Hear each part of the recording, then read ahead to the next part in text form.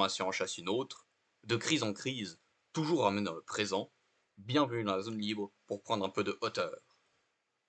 Dans une société de plus en plus dysfonctionnelle confinant à la dystopie, pour éviter le pire, un constat, un combat. Aujourd'hui, en partenariat avec la revue Disruption, notre émission d'actualité hebdomadaire, La Revue Libre. Bonsoir Bastien, Bonsoir Flavie. comment vas-tu? Bien et vous? Eh bien très bien, tu me vois, je te tutoie, c'est comme ça, c'est un peu réac. On est parti. On est parti. De quoi allons-nous parler ce soir, Bastien? Donc cette semaine, roulement de tambour, le pape est mort, vive le pape, le siège est vacant. Alors je vais pas le dire en latin parce que j'en ai jamais fait, donc je vais éviter de faire hurler tous les latinistes qui nous Oui. regarderaient. Sujet numéro 1, le pape. Sujet numéro 2, notre Donald Trump et ses truculentes interventions douanières. L'aventure En, hebdomadaire de Donald, hein, parce qu'on fait ça toutes voilà. les semaines, ouais. On aura une petite touche comique, comme chaque semaine en fin d'émission, mais avant la petite touche comique, vous nous ferez un petit point sur nos amis les juges. Oui, sur un dossier d'un magazine d'extrême droite, Éléments, qui nous font un dossier sur le coup d'état des juges. C'est un grand sujet ces derniers temps sur les chaînes et les médias dits de droite, je crois un peu moins à gauche, évidemment. Voilà, je ferai un petit point sur le dossier, oui. C'est pas inintéressant, en tout cas. Et puis nous parlerons de la fuite des cerveaux des US, hein, c'est-à-dire et d'ailleurs, un ou deux hommes politiques s'est proposé pour recevoir tous ces cerveaux qui fuient Harvard et le coup d'État fasciste dans les universités. Voilà, on parlera aussi un peu de ça. Et voilà, en gros, c'est suffisant. Donc, tout d'abord, on va commencer par le pape. Donc, avant tout, je tiens à prévenir tous les théologiens que j'ai absolument aucune base en philosophie et aucune base en théologie. Donc, on va rester sur quelque chose d'affreusement factuel et de brut. On va faire de la statistique pure et dure. Donc, le pape François Ier est mort un lundi de Pâques, ce qui est très symbolique pour certains. Mais moi, je vais arriver sur la suite, c'est-à-dire que au niveau de son pontificat, de sa vie personnelle, j'ai commencé par chercher. Puis après, je me suis tourné vers ce qui me paraissait plus intéressant, qui est l'avenir. Et l'avenir, ça repose avant tout sur l'élection de son successeur. Ouais. Alors, pour vous expliquer simplement, oui, vas-y, je te laisse. Pour vous expliquer simplement, je vais vous expliquer les modalités d'élection, les candidats et la situation du Vatican quand il arrive et quand il part. D'accord? Et les différents facteurs qui pourraient jouer, j'ai bien qui pourraient jouer, sur l'élection de son successeur, parce que bien qu'étant avant tout une élection d'ordre spirituel, théologique, etc., il faut quand même pas oublier que la politique s'immisce très souvent. Politique, ouais. Voilà. Plus qu'avant même, on dira. Alors, Flavie, déjà, premier constat sur le pape François ou sur son décès?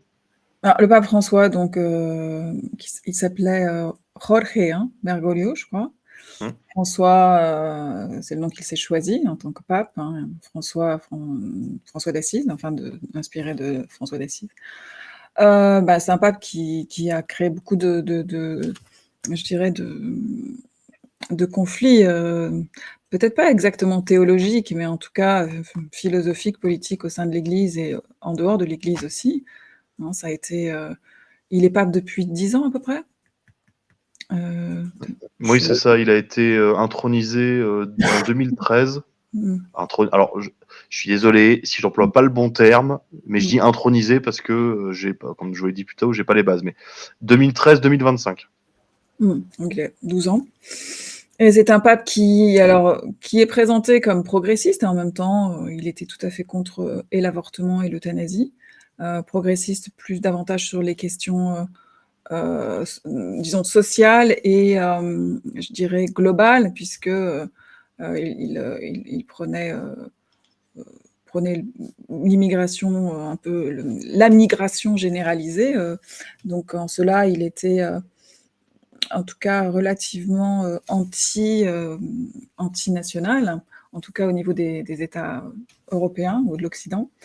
Et c'est en cela qu'il a beaucoup déstabilisé l'Église et les fidèles, qui sont en général, bon, disons plutôt de droite, mais aussi, bon, beaucoup de centre droit. Donc en fait, beaucoup de fidèles l'ont suivi là-dessus et donc le thème migratoire est devenu assez tabou, au sein de l'Église et d'autres se sont, progressivement, peut-être pas dès le début, mais rebellés parce qu'il y a eu quelques excès, peut-être sur ce domaine.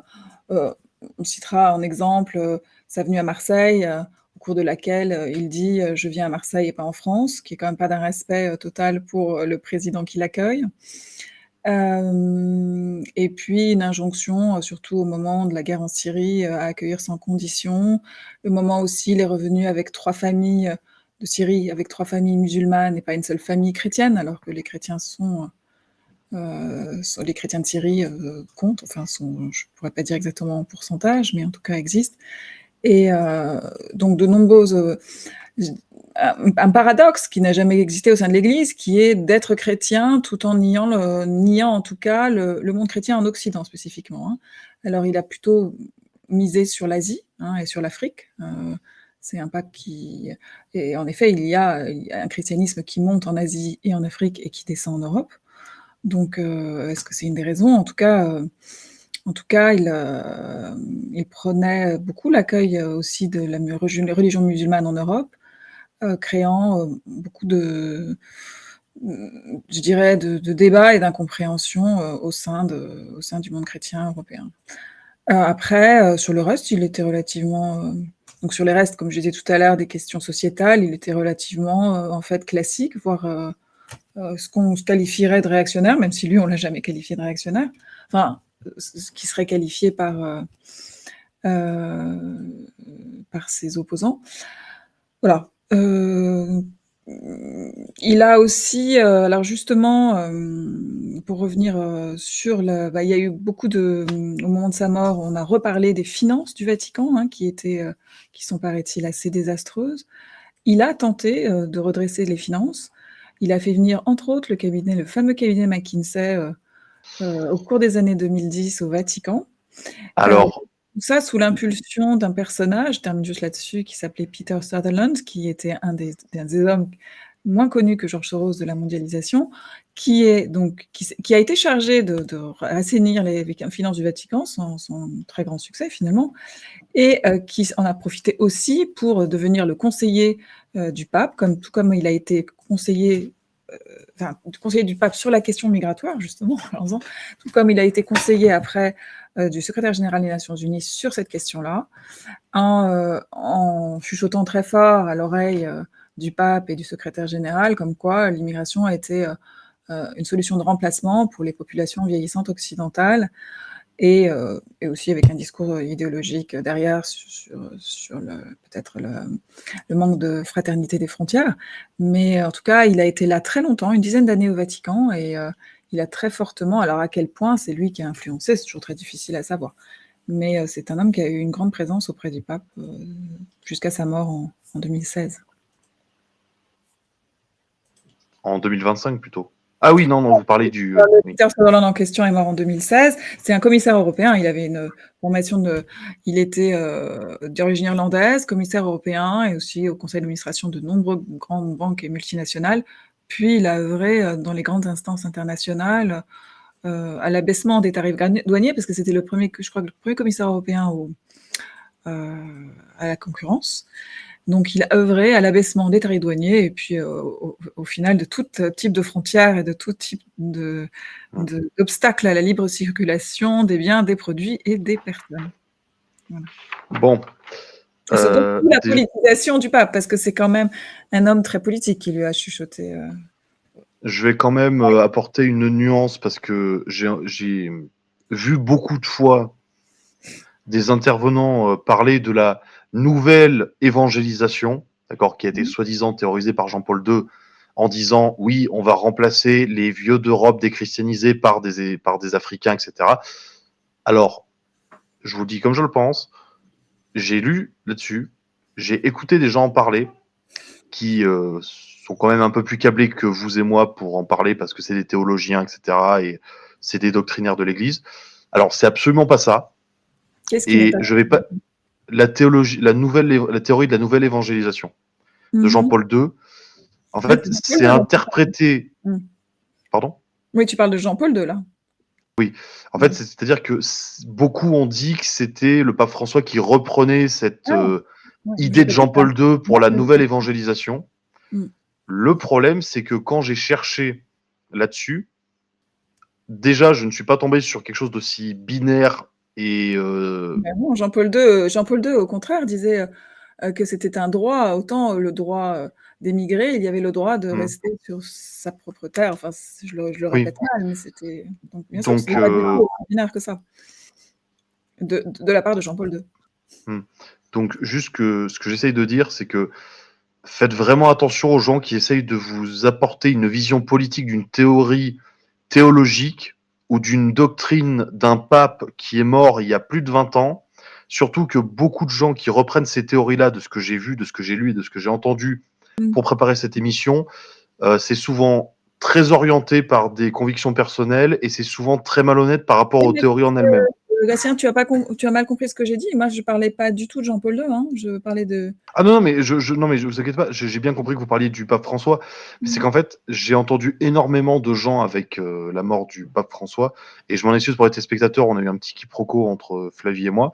Mais ce que je disais simplement, c'est que de se méfier des grandes théories que défendent certaines personnes sur le paysage médiatique, qui reprennent des concepts théologiques et doctrinaires de l'Église qu'ils n'ont pas compris et qu'ils essayent de reformer pour essayer de créer un camp conservateur, un camp progressiste. La curie a l'air beaucoup plus complexe que ce qu'elle en a l'air.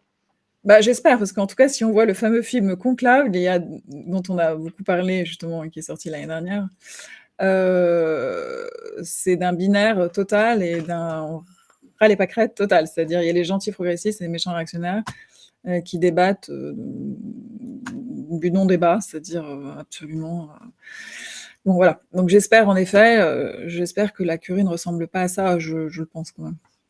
À Voilà, l'image qu'on donc voit de ce fameux film, qui est censé, nous raconter l'histoire d'un conclave. bon, donc là je vais passer au dur, c'est-à-dire élection du pape. Donc je vais vous la faire très très courte et encore une fois je vais employer des termes de profane parce que je ne suis pas un expert et que honnêtement j'ai pas envie de faire plus de 50 séminaires juste pour avoir la bonne terminologie. Donc première étape, le pape décède. Deuxième étape, on déclare que le siège est vacant. Donc 15 à 20 jours plus tard, on organise des élections. Pour ça, on convoque les cardinaux qui peuvent voter. Je vous explique. Au total, il y a 135 cardinaux qui peuvent voter. Mais à ces 135 cardinaux, vous pouvez ajouter 177 cardinaux qui ne peuvent pas voter. D'accord? Mmh. pour, pour faire très simple.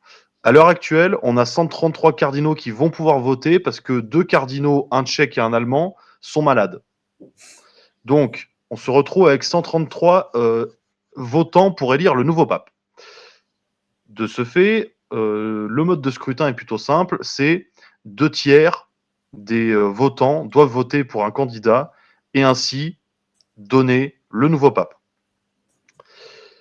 Je précise juste que la capacité de voter ou non dépend de 2 facteurs. Si le cardinal a plus de 80 ans, il ne peut pas voter. Ah Et bon? deuxième point, il y a les cardinaux électeurs et les cardinaux non électeurs. Alors, je ne sais pas d'où ça vient, j'ai pas cherché, et je ne vais pas inventer une raison pour essayer de briller en société, mais voilà le principe. Ensuite, étape 2, vous avez les candidats. Alors, Mmh. je vais vous parler des candidats qui sont jugés sérieux. Donc, je ne parlerai pas du cardinal Sarah, qui de toute façon démonétiserait cette vidéo aussitôt qu'on citerait ses propos. Donc on va éviter. Donc on va commencer par Peut-être un... préciser pourquoi? Ben, Mmh. pour vous expliquer, c'est que quand quelqu'un compare l'homosexualité au nazisme et au communisme, je pense qu'on faut juste s'arrêter. On va ouais. On va juste s'arrêter là. C'est ridicule. Mais encore une fois, Moi, si j'ai pas vous êtes entendu comme ces moi, propos. C'est vrai que s'il les a proférés, c'est assez, dommageable. Après, il a pour le coup un discours extrêmement spirituel, extrêmement théologique, très, très, très, très articulé, très profond, ce qui le distingue un peu du pape François, pour lequel c'était quand même pas toujours très, très fouillé, enfin. Donc ça, c'est ce que, en tout cas, beaucoup de chrétiens apprécient, chez lui. Après, je n'étais pas du tout au courant de ces propos-là, donc bon, je suis un petit peu surprise. Non, mais dites-vous que à partir de maintenant, je pense que dans tous mes trajets en voiture, je mettrai le cardinal Sarah, parce que franchement, c'est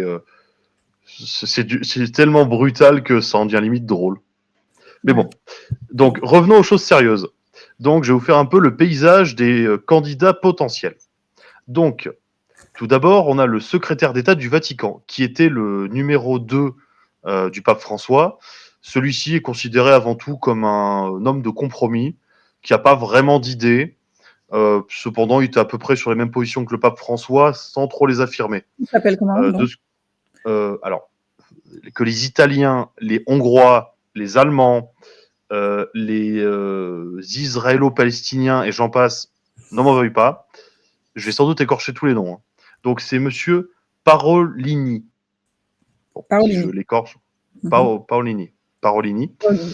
Euh, donc, celui-ci, c'est considéré comme un très bon négociateur, mais sans aucune conviction profonde, j'entends, et qui est à peu près sur les positions du pape François.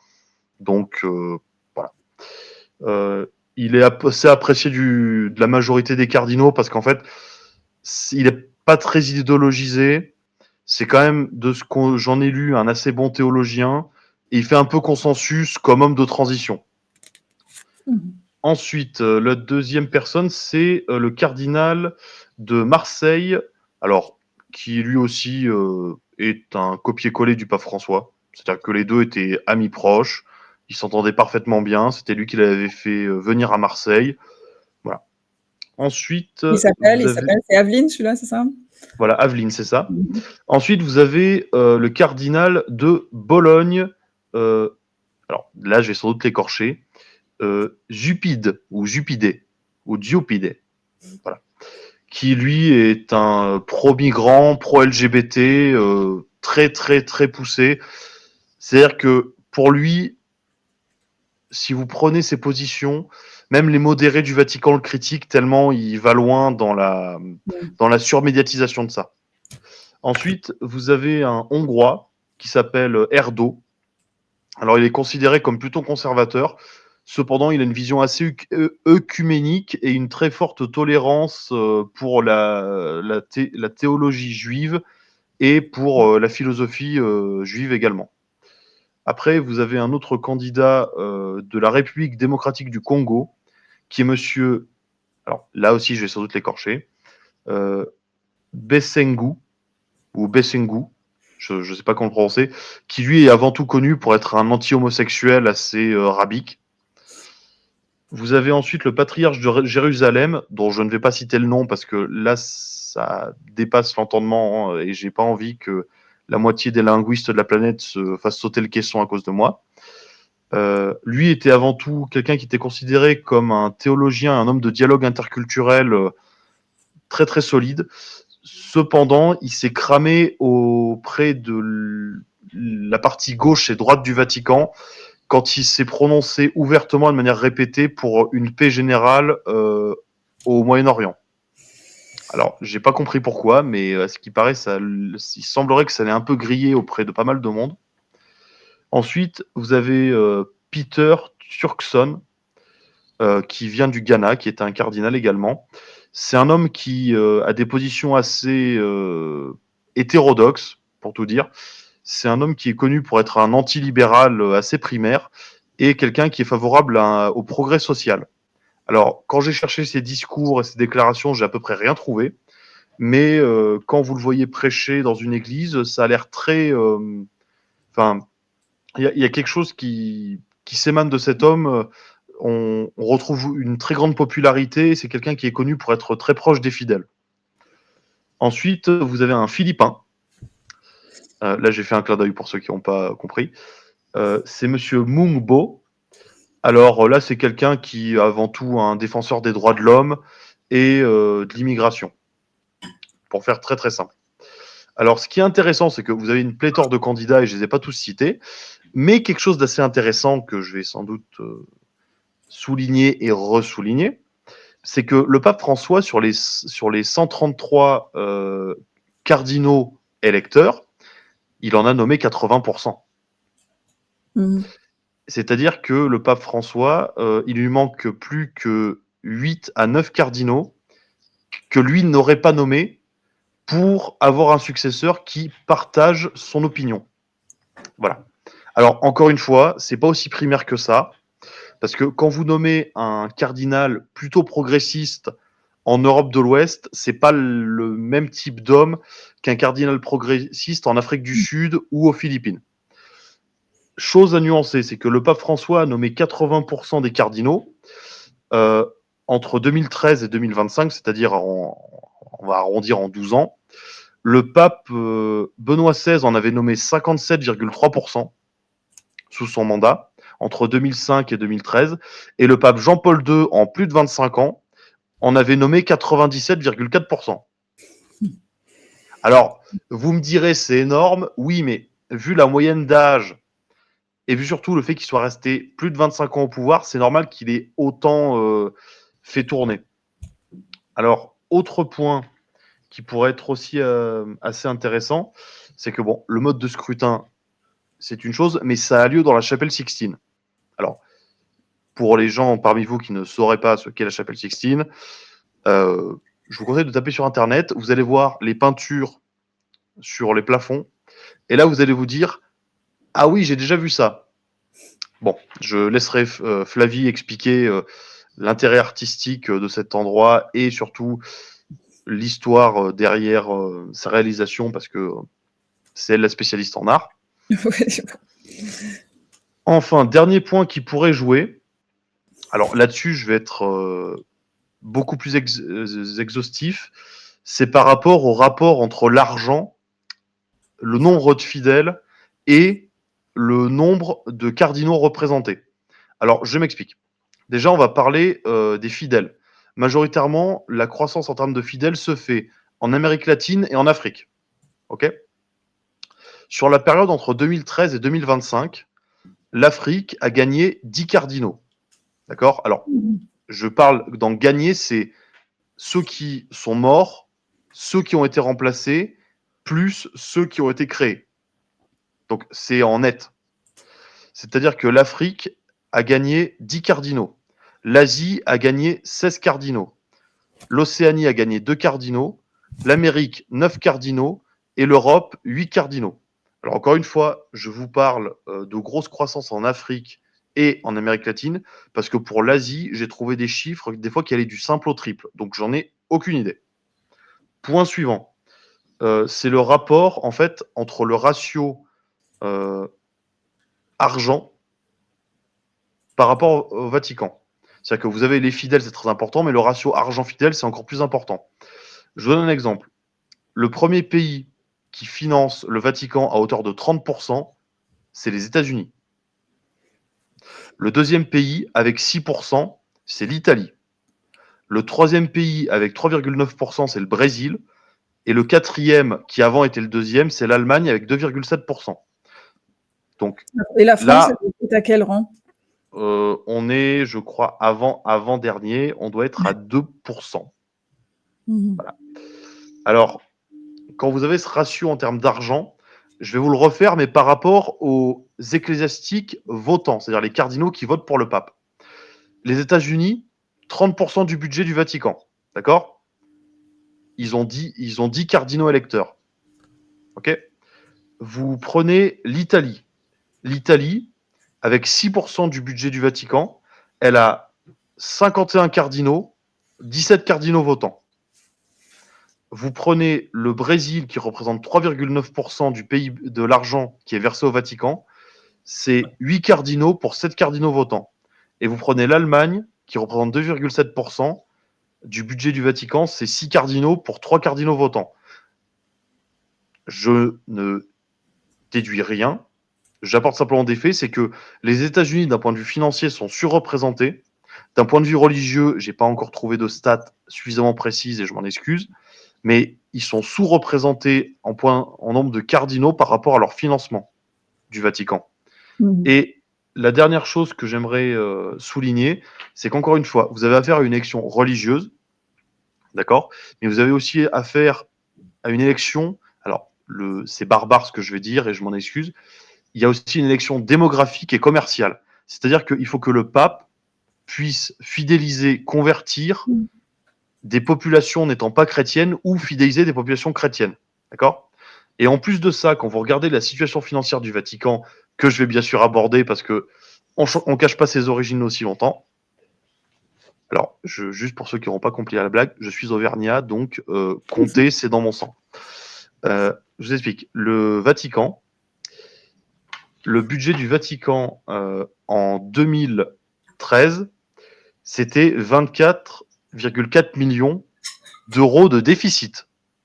D'accord ? Aujourd'hui, on est approximativement à 80 millions de déficit. Et le problème étant, c'est que, de ce que j'ai lu, vous avez d'énormes problèmes budgétaires, de transparence, de déclaration de certains aspects qui ont l'air plus que mal fichus, pour être honnête, parce que ça a l'air surtout de venir du fait que c'est une structure qui est très ancienne et qui, en plus, a beaucoup de petites habitudes, de traditions, etc. Donc, d'un point de vue financier, on vous parle souvent de la transparence qu'aurait mis en place François Ier, le pape François Ier. Le problème étant, c'est que ça a l'air toujours d'être un foutoir généralisé d'un point de vue économique et un foutoir généralisé économique. Donc, structure en déficit, budget en hausse constante, je vous retrouverai les chiffres si vous voulez, et les États-Unis qui représentent 30% du budget, vu ce qu'en plus Vance avait déclaré, selon quoi il voulait éviter d'avoir un pape trop hostile au point de vue conservateur. Je pense que cette élection va être assez intéressante, même si, encore une fois, le poids effectif des catholiques en Europe a complètement chuté depuis au moins une quarantaine d'années. Mais bon. Voilà. Alors, il rechute, il remonte un petit peu. Alors, je pense que ça, c'est pas quelque chose qui est éloquent dans les chiffres, hein, mais on parle d'une remontée quand même des conversions et des, je dirais, des manifestations de foi. C'est-à-dire plus de présence à l'église, plus de présence sur les chemins de Compostelle ou sur différentes marches qui peuvent exister en France et en Europe. Est-ce que tu l'as remarqué, ça? Encore une fois, je vous dis, moi, je me suis vraiment concentré avant tout sur l'aspect beaucoup plus analytique avec les données. Parce que je vous dis, le problème étant, c'est que j'ai vu ça de manière assez effrayante. Vous comparez les États-Unis et vous comparez la France. D'accord ? Bon, aux États-Unis, c'est très simple. Vous allez dans les paroisses, vous êtes comptabilisé dans une paroisse, on additionne les paroisses, on obtient le total, vous avez le nombre de fidèles. Simple.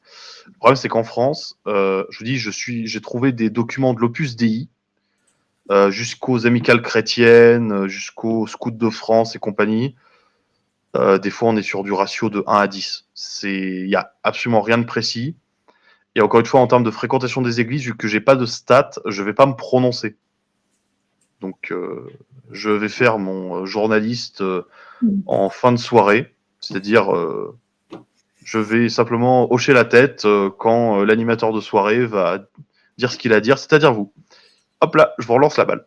Attends, tu veux dire sur ça précisément ou C'est-à-dire que je peux pas vous donner d'analyse, vu que moi, quand j'ai essayé de trouver des statistiques et des chiffres, j'ai rien trouvé de très factuel. C'est-à-dire qu'à chaque fois, quand vous prenez un institut, il vous donne des sources qui vont du simple au triple, à l'octuple, ou c'est du simple de 1 à 10. Et puis pour le reste, en fait, les fréquentations d'église, on ne sait pas.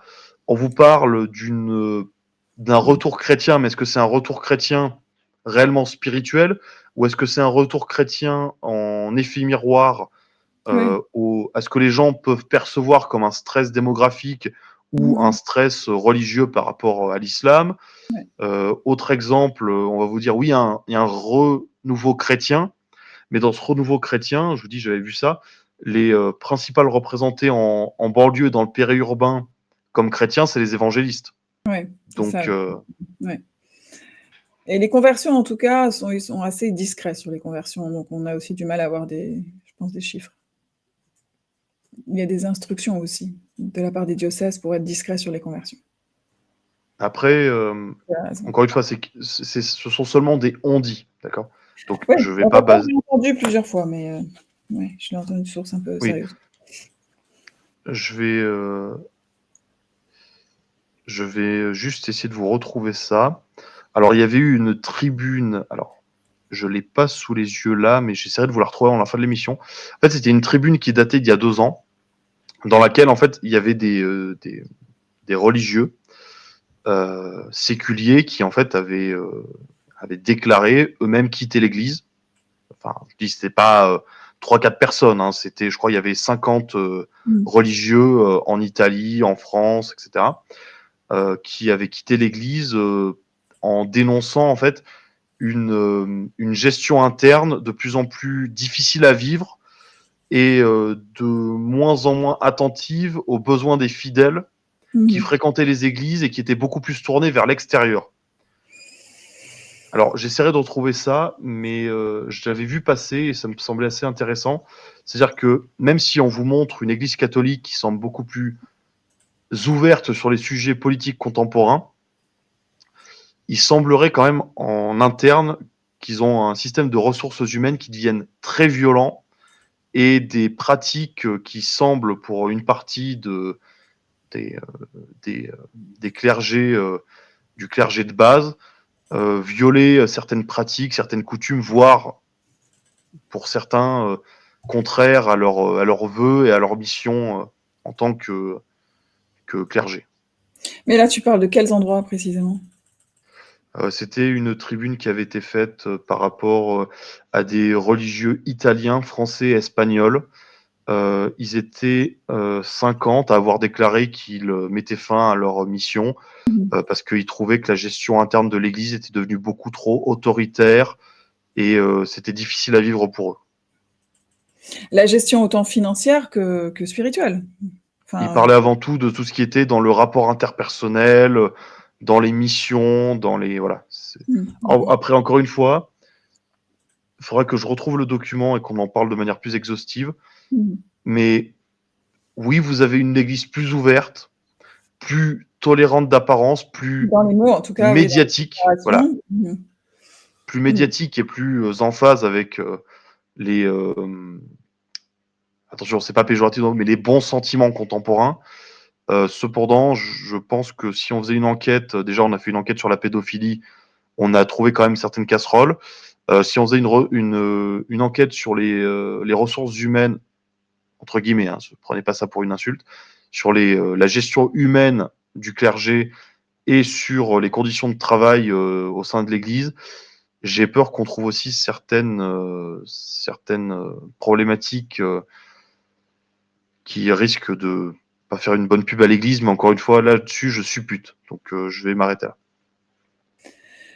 là. Écoute, on peut peut-être passer au Hmm.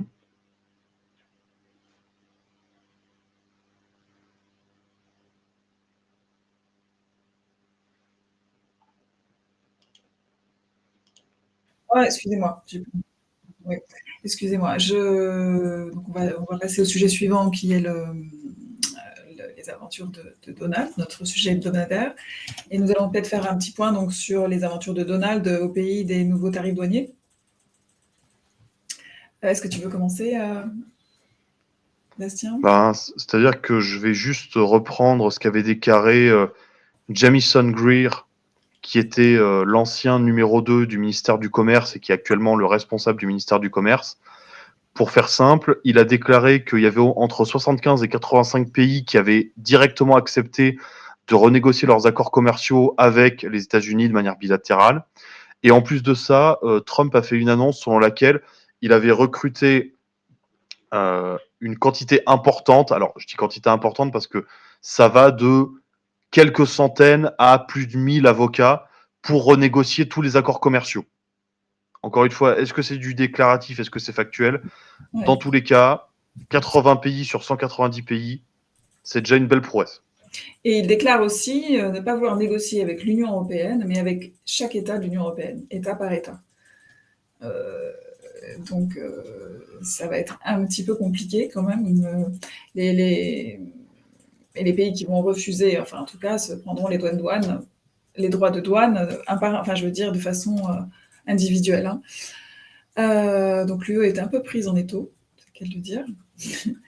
Et pour l'instant, bon, on est dans le stade des négociations, donc c'était un peu frustrant parce que ça n'avance pas assez vite et on ne sait pas très bien où on va. Mais moi, je ne suis pas sûre, contrairement à ce qu'on dit, que c'est un échec pour Trump. C'était évident que Trump a toujours tendance à avancer comme ça. Il bazarde très très vite et puis après, alors il donne une impression d'échec parce qu'évidemment, il recule, mais c'est sa façon de pratiquer le art of the deal, hein, de commencer très fort pour après éventuellement.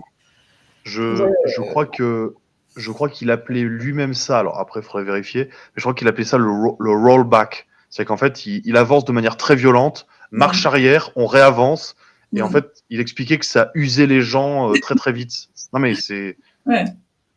Non, peut-être c'est une bonne tactique, hein.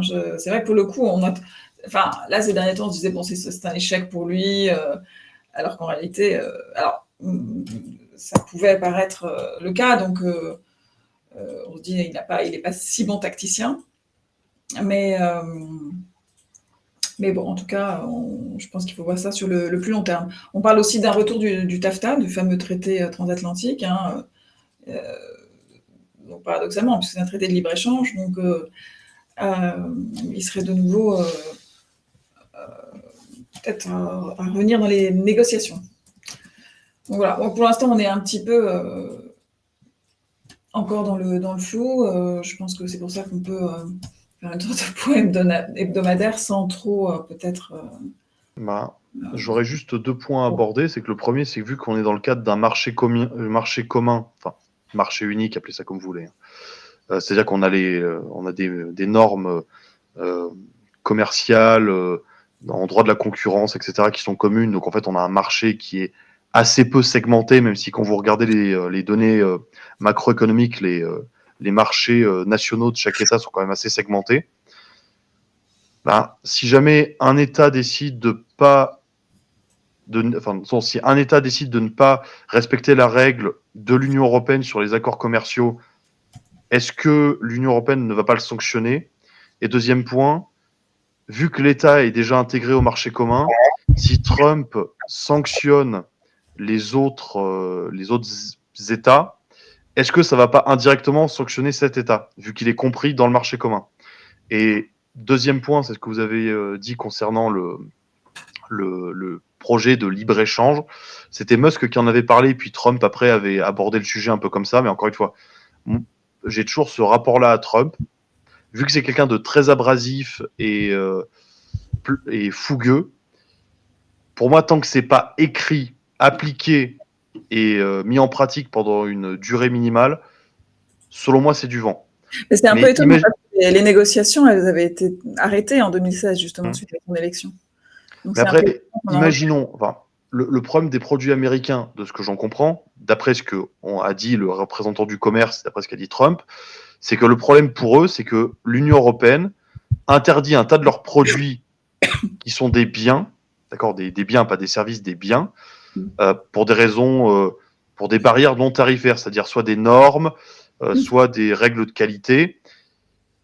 Alors, je veux dire, on peut dire ce qu'on veut. La dernière fois, je m'en excuse, je faisais souvent le lapsus en disant biens et services alors que je parlais de biens.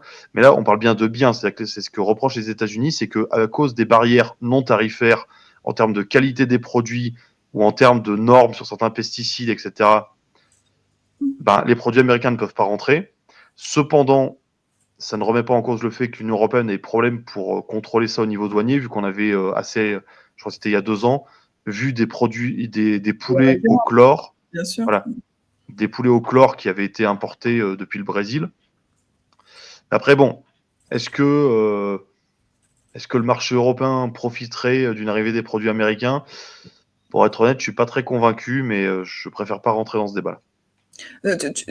Excuse-moi, j'ai pas entendu la dernière phrase que tu as dit. Est-ce que, par rapport aux produits américains, est-ce que les habitants de l'Union européenne, des différents États, bénéficieraient d'une arrivée massive de produits américains?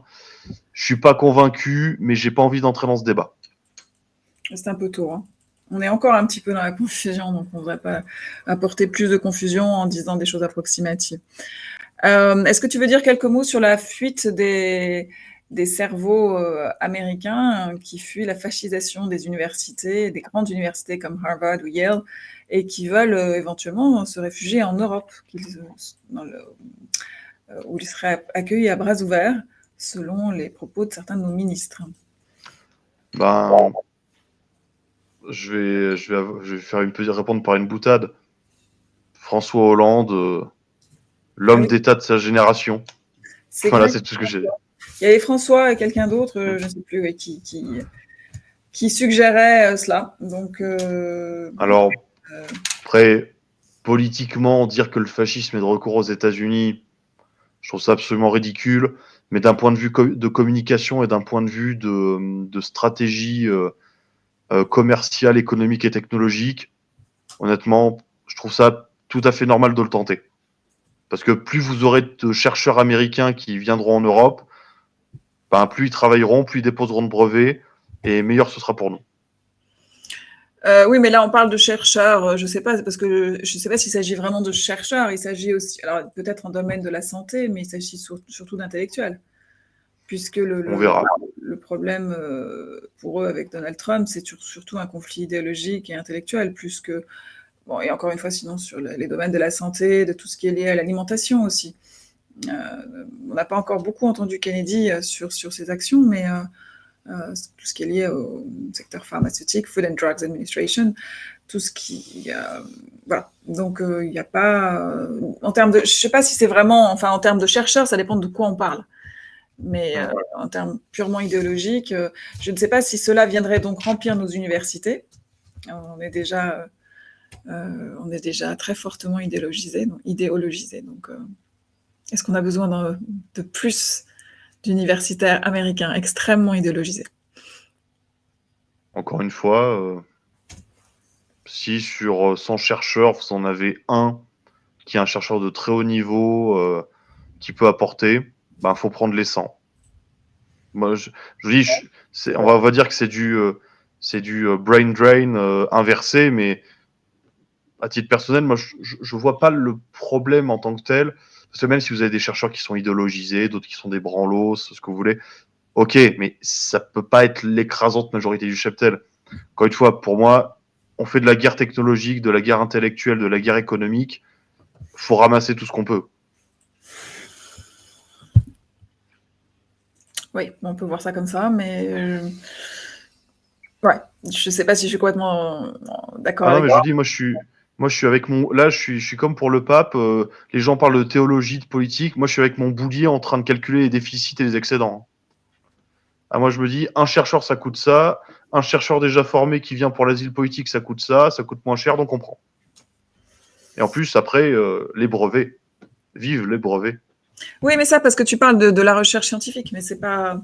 Encore une fois, moi, les chercheurs dont j'ai entendu parler, c'est plutôt, encore une fois, tout ce qui est lié aux études de genre. C'est ça qu'ils pourfont, hein. Ou aux études sur les discriminations, etc. Donc, c'est plutôt ces chercheurs-là. Non, mais après, encore une fois, je vous dis, c'est peut-être une différence de perception. Moi, je suis pour une liberté de la recherche absolue et totale. Dans les limites, vous savez, dans les limites des bases de la bioéthique et ce genre de choses. On va pas découper des gens vivants, vous inquiétez pas. On va pas brûler des bébés. C'est pas ce que je dis. C'est juste que des chercheurs fassent des études dans des domaines qui sont pour certains des trous sans fond. Oui. Après, c'est la question du financement. Et encore une fois, moi, je vais pas rentrer dans ce débat. Mais pour moi, tout chercheur doit avoir le droit de chercher dans ce dont il trouve un intérêt. Après, le reste, libre à lui de trouver des financements, qu'ils soient publics ou privés, mais voilà. Oui. Donc, on va aborder rapidement le sujet qui fait l'objet de la une du numéro d'Éléments. Éléments est un magazine plutôt de droite qui s'appelle Éléments pour la civilisation européenne. Peut-être que la régie peut nous mettre l'image de la couverture. Le coup d'état des juges, comment la loi est devenue une arme contre le peuple. Alors, je vais juste en citer quelques extraits rapidement.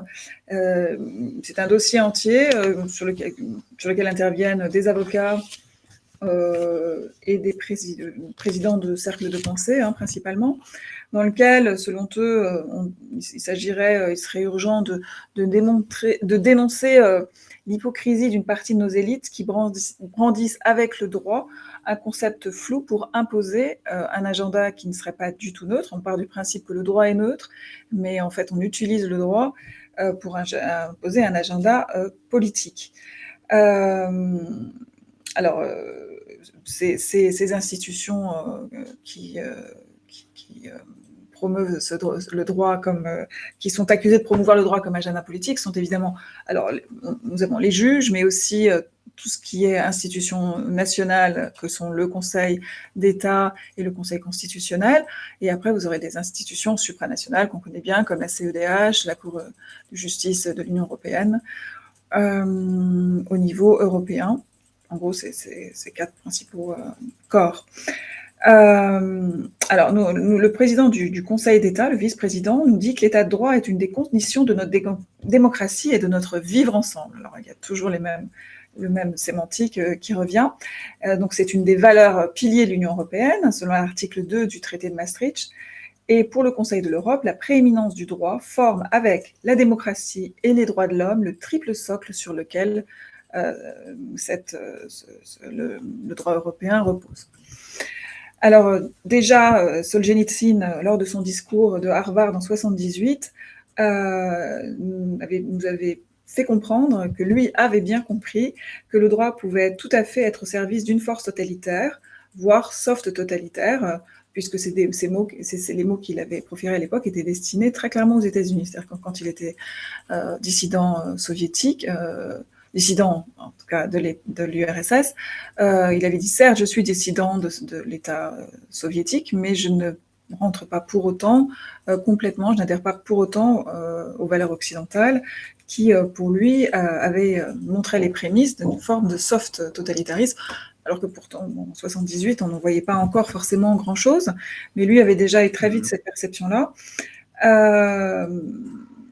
Donc voilà, ce qu'on nous dit aussi, c'est que donc la source du droit, ce qui est le plus problématique selon les avocats qui sont interrogés dans ce dossier, c'est que la source du droit a changé et qu'au départ, les tables de la loi venaient ou de Dieu, ou d'un souverain, ou du peuple, mais aujourd'hui, elles proviennent d'institutions, donc comme je le citais juste auparavant, nationales ou supranationales, qui ont une légitimité démocratique discutable. La nouvelle morale que professe ce droit soi-disant neutre est conquérante et agressive, selon eux. Elle est aussi déracinée et culpabilisante. Et qu'ils en aboutissent à la conclusion que le droit est un champ de bataille comme un autre, qui n'a en réalité rien de neutre. Et ils professent dans ce sens que malgré le fait qu'ils soient avocats et qu'ils défendent comment dire, leur métier, il revendique aussi le fait que c'est une phrase attribuée à Napoléon, que celui qui sauve sa patrie ne viole aucune loi.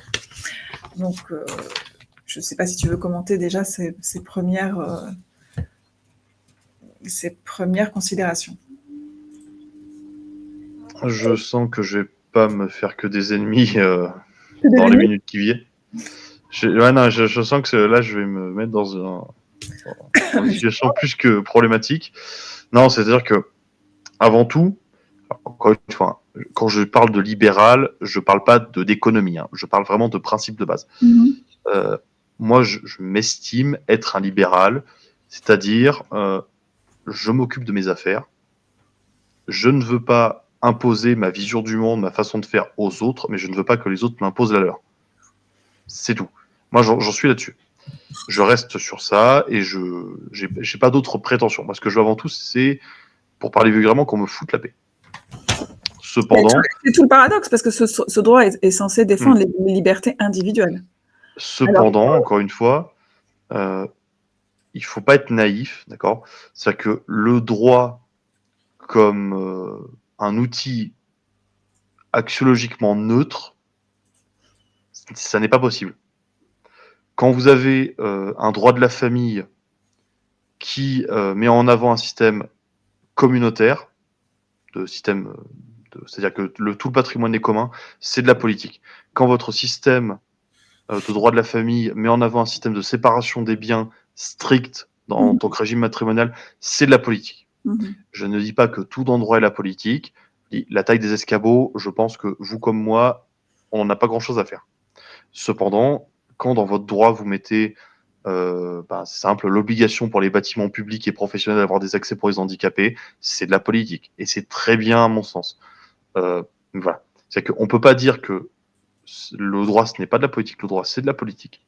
Cependant, il ne faut pas tomber non plus dans le cas inverse, c'est-à-dire qu'il y a de la politique partout, la taille des concombres, c'est de la politique, il y a une guerre qui se mène subrepticement sous nos yeux. Non, La pour taille moi, des concombres, c'est de la politique dans le sens où il s'agit d'uniformiser disons, l'Empire européen. Hein, donc, c'est une forme de politique, oui. Puisque je dis pas le contraire, ça mais oblige tout le monde à s'adapter à une norme. Donc ça, c'est je voulais simplement souligner la différence d'importance entre certaines normes et d'autres. Cependant, là où c'est problématique ce genre de situation, parce que je dis pas qu'ils ont raison, qu'ils ont tort. Hein. J'essaye simplement de souligner ce qui pour moi est le problème.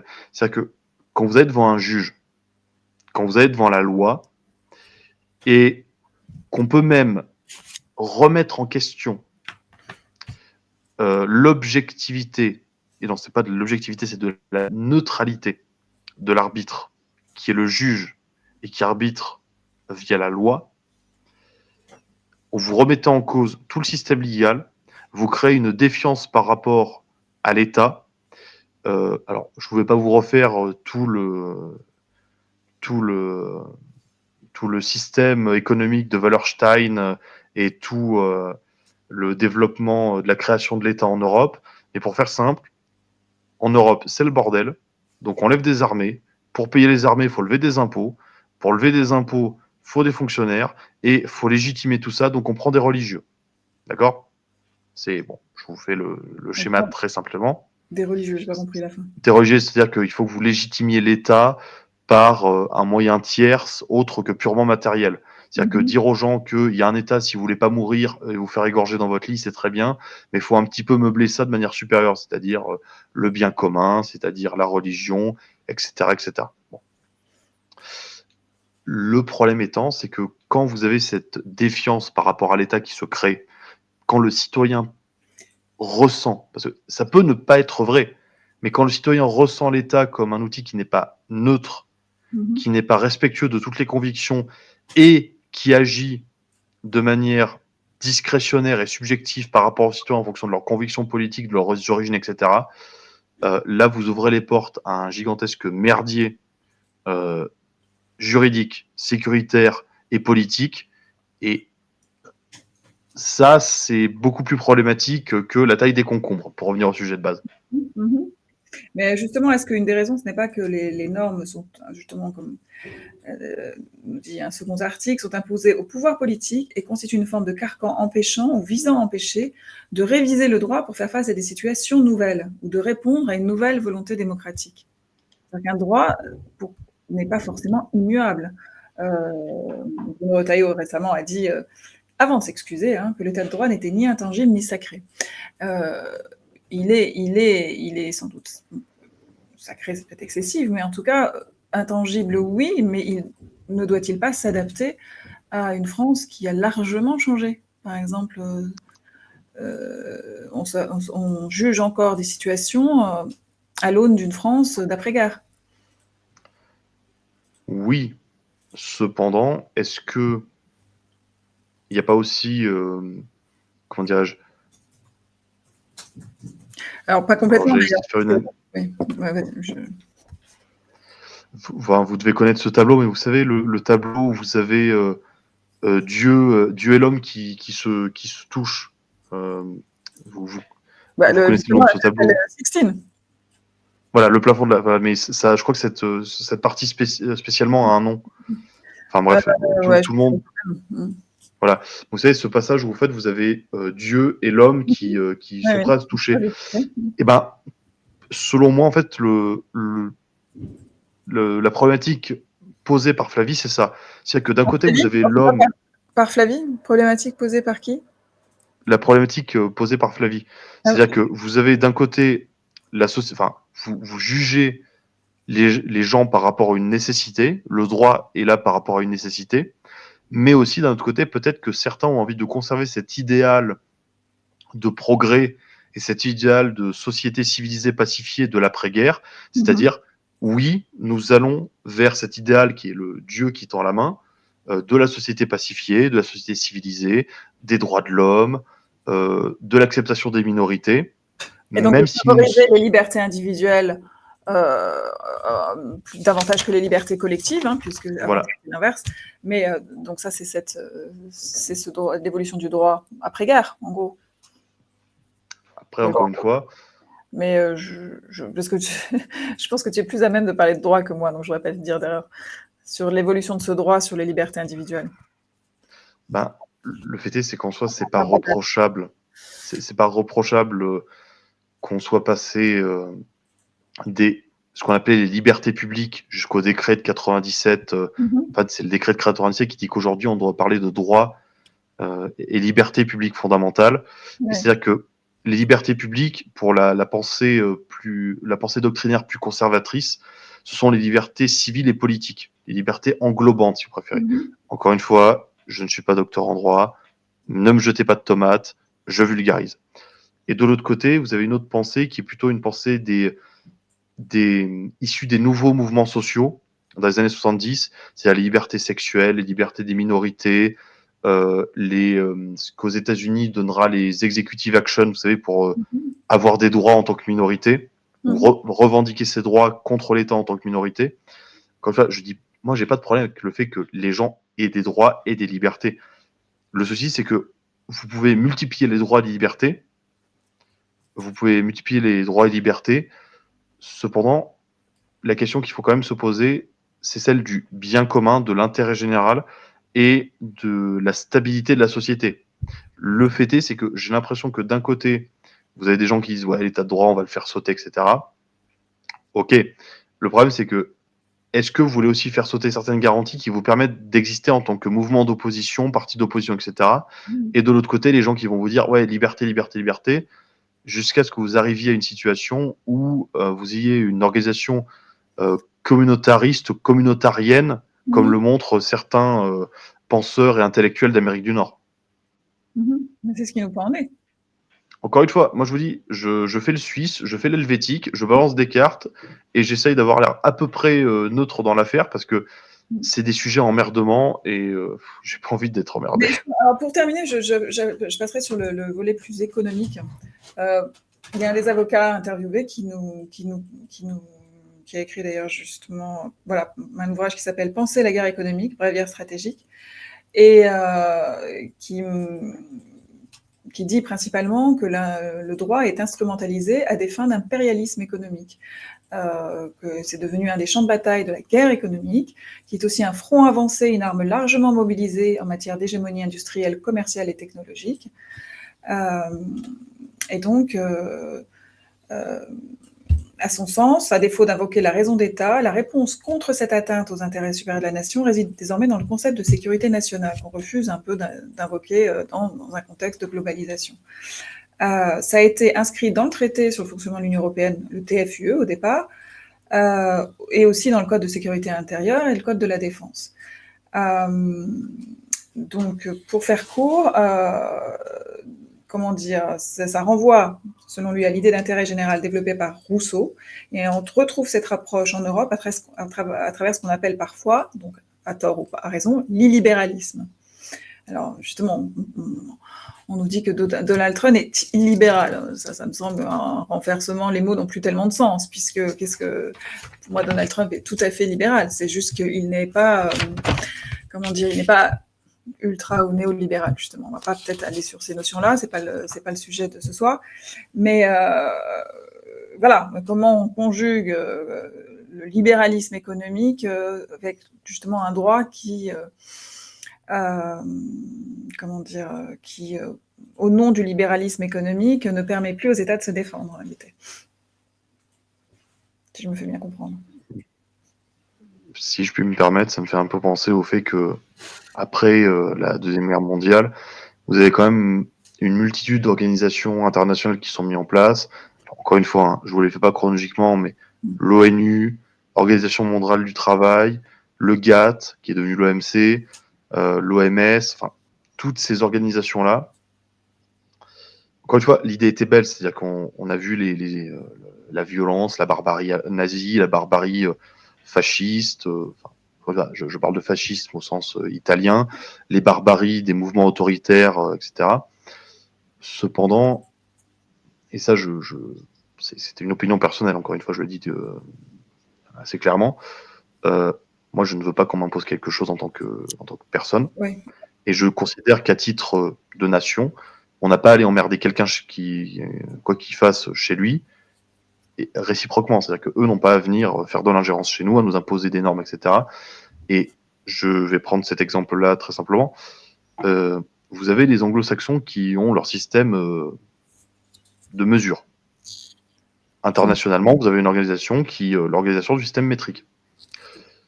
Et moi, je trouve que c'est très bien que les peuples britanniques ou les peuples qui ont eu des liens avec les anglo-saxons gardent leur système de mesure. Comme plus largement, si des pays ne veulent pas reconnaître les droits des homosexuels, c'est leur droit, on n'a pas à s'en mêler. Oui, mais Par tu contre, vois dans quel sens tout ça va? Ça va dans une sorte de oui, favoriser la fluidité, alors idéologique, mais mais je vous dis, moi, je vous parle vraiment de ce que je sinon, considère comme la solution, mmh. c'est peut-être la plus lâche, mais que je considère la plus viable. C'est-à-dire que ne pas imposer aux autres de façon de voir le monde ou de normes ou d'organisation sociale, mais en échange de quoi on ne nous impose rien. C'est-à-dire que, je vous le dis comme je le pense, hein, moi je n'ai rien contre des peuples qui ont des rapports différents entre hommes et femmes, etc. Mais pour moi, l'excision des petites filles, ça passera pas. Oui, non, mais ça, oui. Non mais faut être honnête dans les deux sens. C'est-à-dire que oui, d'un côté, on veut leur imposer nos normes à nous, qui, bon, certaines sont plus tolérantes de l'intégrité physique, sont plus respectueuses de la diversité politique, de l'acceptation de l'autre. Mais de l'autre côté, ben, moi, j'ai pas vraiment envie que chez nous viennent certaines pratiques. Oui, mais ça, c'est parce que justement, il y a aussi paradoxalement des normes qu'on n'arrive pas à imposer dans notre propre pays à des populations étrangères. On veut les imposer à l'extérieur, on ne les impose pas toujours chez nous. Enfin, bon, de toute façon, c'est un débat extrêmement long, mais c'est très très complexe. Mais là, je parlais surtout d'impérialisme économique. C'est-à-dire que tout à l'heure, tu citais les Nations Unies, l'OMS. Bon, l'OMS faisant partie des Nations Unies, par exemple. L'Organisation mondiale du travail aussi. L'OMC, c'est un petit peu, ça a été créé plus tard, c'est un petit peu différent. Et c'est l'OMC, justement, qui a imposé cette normalisation de toutes les normes commerciales et de l'abaissement des tarifs douaniers dans le but d'un libre-échange généralisé, d'abord occidental et à visée mondiale. Donc, tu vois que ce droit est un droit unificateur à visée paradoxalement idéologique et je veux dire visée impériale. En tout cas, à visée impériale, dans le sens où bon, c'est encore les discussions sur Oui, le non, mais libre-échange, ça fonctionne tant que, enfin, ça fonctionne davantage avec le pays qui est plus fort envers le pays qui est le plus faible. ben, je vais conclure ça là-dessus parce qu'on a un message de la régie qui me dit d'accélérer. Mais je comprends parfaitement les critiques vis-à-vis du libre-échange, de l'impérialisme du dollar américain, de l'impérialisme du droit américain, du droit de l'Union européenne sur certains pays, parce que certaines aides et certains accords sont conditionnés à des respects de droits de l'homme ou de certaines réciprocités juridiques. Mais encore une fois, c'est du commerce. Tu veux mes produits, tu ne veux pas mes produits. Oui, non. Argent par argent, telle somme. Pour moi, ça ne doit pas aller plus loin. Parce qu'après, vous vous immiscez dans l'intimité de certains peuples. Et ça, c'est pas acceptable. C'est tout ce que j'ai à dire. Oui, mais même sur la question commerciale, c'est problématique parce qu'à partir du moment où il y a libre-échange, tu vois bien ce qui se passe, par exemple, avec les agriculteurs en France, on sacrifie certaines parties de productivité contre d'autres. Donc, bon, on ne parlera pas du libre-échange aujourd'hui, mais la norme aboutit paradoxalement à sacrifier et à justement, et à aussi à jouer absolument la loi du plus fort. Encore une fois, c'est l'éternel débat par rapport au commerce. C'est-à-dire qu'est-ce que le commerce, c'est avant tout un contrat d'adhésion, c'est-à-dire que le faible adhère au fort, ou est-ce qu'avant tout le commerce, c'est une relation synalagmatique, c'est-à-dire échange, échange. Voilà. Dans un contexte de contrats bilatéraux, oui. Mais dans un contexte de libre-échange total, c'est plus compliqué. Bon. Comme dans un contexte d'accord multilatéral, je pourrais vous dire que des petits États peuvent s'en sortir en se coagulant pour négocier avec les gros. Enfin voilà, c'est, encore une fois, au cas par cas. Sujet suivant. Je pense que pour ce soir, c'est bon. Je pense qu'on a... Allez, la petite blagounette. La petite blagounette de fin de soirée. Sur les centres, nos visites de centres européens, nous avons... Non, je parlais plutôt d'un certain numéro 2 d'un blondinet caractériel. Numéro 2 d'un blondinet caractériel. Je vois plus... Je suis perdue, là. America is the great country ever. Great, great, great. China's bad. Bad China. Yes, bon, qu'est-ce que tu veux ajouter? Bon, c'était un petit article qu'a fait... que j'ai trouvé absolument jubilatoire. Oh, j'étais euphorique. C'est-à-dire que J.D. Vance, le vice-président américain, il a quand même dit dans un article, une déclaration officielle, carrée, quoi. Il a dit, bon, les Européens, va vraiment falloir que vous deveniez indépendants militairement, stratégiquement, enfin voilà. Parce que on en a marre de vous dominer, vous nous coûtez trop cher. On en a marre de votre soumission, vous êtes trop pathétique. Et honnêtement, moi j'en ai marre. Dès qu'il y a une merde, faut nous appeler. Alors, devenez indépendants. Voilà. Voilà. C'est-à-dire que c'est au même stade que c'est au même stade que le mec du Parti communiste français qui va en Algérie durant la colonisation pour leur dire allez les bicots, faut devenir indépendant. Ouais. J'ai trouvé ça, mais en fait, c'est-à-dire que il va vous le dire à Munich, de manière un peu subtile. Il revient vous le dire, mais vraiment en mode allez bon, les larbinos, on en a marre de vous gérer. Devenez indépendant parce que putain, vous nous coûtez trop cher. Allez, Timothée, vole. C'est vraiment la mère oiseau qui jette le piaf en dehors du nid en disant dégage. Ouais. Non mais c'est assez. Et en plus, on le trouve méchant. Moi, j'ai entendu que Vance était méchant. Bah oui, il est assez brutal quand il dit ça, mais c'est je veux dire mérité. Mais donc voilà, résultat. Non mais je veux dire. On n'écoute pas, on se contente de dire qu'il est méchant. Non mais c'est ridicule, surtout c'est absurde. Le pays qui vous occupe d'un point de vue de l'alliance otanienne, d'un point de vue commercial, d'un point de vue culturel, American Way of Life, Soft Power, les GAFAM, Twitter, Amazon, Facebook, tout. Il vous dit arrêtez d'être nos larbins, devenez autonomes. Et il vous le dit de manière brutale. Quoi. C'est pas. Enfin, je sais pas, honnêtement. Non, mais voilà, c'est ça, c'est que. Moi, je veux aller élever des chèvres dans le Jura parce que le monde est devenu beaucoup trop absurde pour moi. Mais c'est un changement d'administration, c'est un changement de rapport à l'Europe assez radical, et en même temps, on est toujours dans la compétition, mais c'est une compétition, je dirais, commerciale ouverte, mais qui ne s'accompagne pas forcément d'impositions idéologiques. Donc, ils ont plutôt envie de retrouver des partenaires plutôt que des partenaires, quitte à ce que ce soit des partenaires dans une guerre commerciale assez rude, mais plutôt que des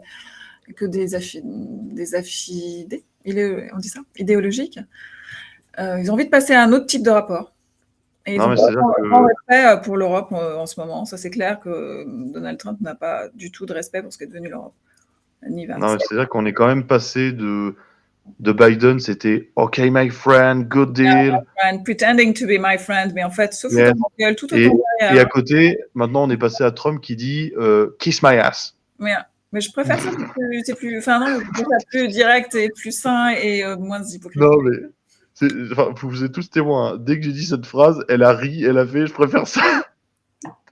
Je vous dis, le bourrin dans l'histoire, c'est pas moi, c'est elle. Non, mais moi, j'aime bien les gens qui font ce qu'ils disent qu'ils font, Bon, qui sont directs. bah, sur cette note un peu comique. On parlera de nos visites. Alors, il y a des endroits en France, à Paris, où on peut apprendre ce qu'est l'Europe. Bon, c'est pas très très médiatisé. Ça s'appelle Europa Experience. Ça, c'est à la Madeleine. Et il y a la Maison de l'Europe à Auteuil. C'est des centres c'est assez étonnant. Il y a des gens qui travaillent là, qui sont payés.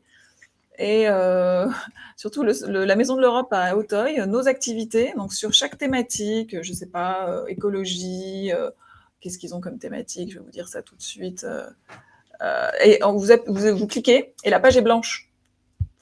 Voilà. Donc qui sommes-nous? Donc on a la présidence, on a des gens. Et activité, tout est blanc. Voilà. Donc j'ai montré ça à un collègue aujourd'hui, qui est pourtant très pro-Europe, mais qui m'a dit qu'il faudrait quand même un Doge européen. Voilà. Bon, j'en parlerai peut-être un peu plus en détail la prochaine fois. Non, mais c'est-à-dire que je dis, moi, j'essaye de limiter la casse, et elle, là, elle leur met une couche, elle dit, allez, vas-y, allez, on passe la 4e, on tente la 4e, si l'autre, il t'as des petits, c'est fou, quoi, c'est pour rémunérer les copains, c'est pas possible, hein. C'est des trucs. Encore. Non, vous aimez ça. Mais les conflits d'intérêts, c'est votre vie. Vous aimez ça, l'affaire Alstom, l'affaire Kohler.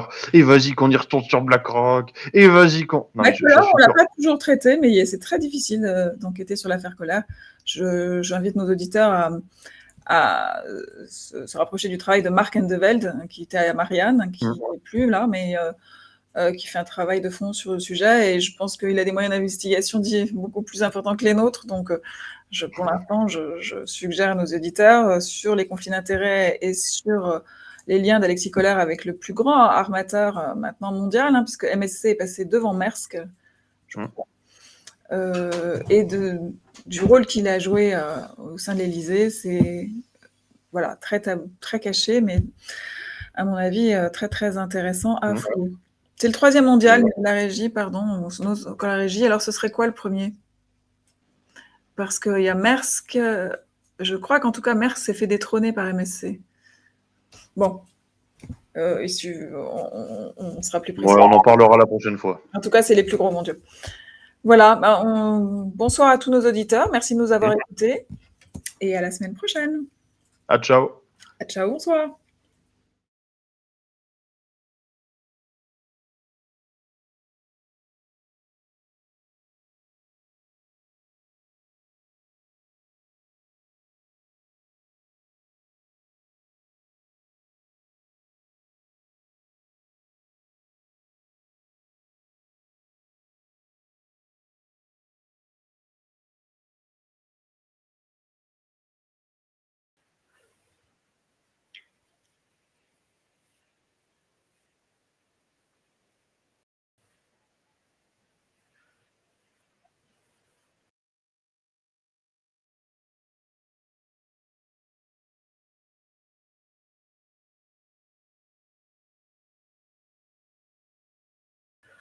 Dans la dissociété des dysphories contemporaines, il faut garder son esprit critique, soutenir la zone libre, s'abonner à ses réseaux et partager.